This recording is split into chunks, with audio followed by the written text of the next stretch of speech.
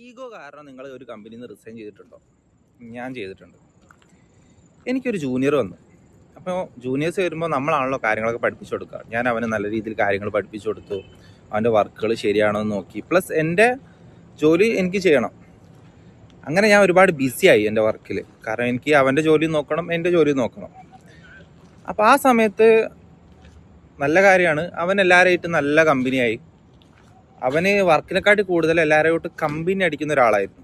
ഓടി നടന്നിട്ട് വർക്ക് കുറവും വർത്താനം കൂടുതലും. അങ്ങനെ വർത്താനം പറഞ്ഞ് അവസാനം ഇൻക്രിമെൻ്റ് വന്ന സമയത്ത് അവൻ്റെ ജോലി നോക്കിയ എനിക്ക്, എൻ്റെ ജോലി എടുത്ത എനിക്ക് അവനെക്കാട്ടിയും സാലറി കുറവാണ് കിട്ടിയത്. ഇൻക്രിമെൻ്റ് അവന് എന്നെക്കാട്ടി 4 ഇരട്ടി കൂടുതലും കിട്ടി. അപ്പം ഞാൻ കമ്പനിയോട് പറഞ്ഞു, എന്തായാലും ഇൻക്രിമെൻ്റ് അവനല്ലേ കൂടുതൽ കൊടുത്തത്, എൻ്റെ ജോലിയും കൂടി അവന് കൊടുത്തേക്കും എന്ന് പറഞ്ഞ് ഞാൻ റിസൈൻ ഇട്ട് പോയി. അപ്പോൾ ഇങ്ങനത്തെ സിറ്റുവേഷൻ വരുമ്പോൾ ഇടം വലം നോക്കാണ്ട് ഇറങ്ങിപ്പോരാ. Okay, by.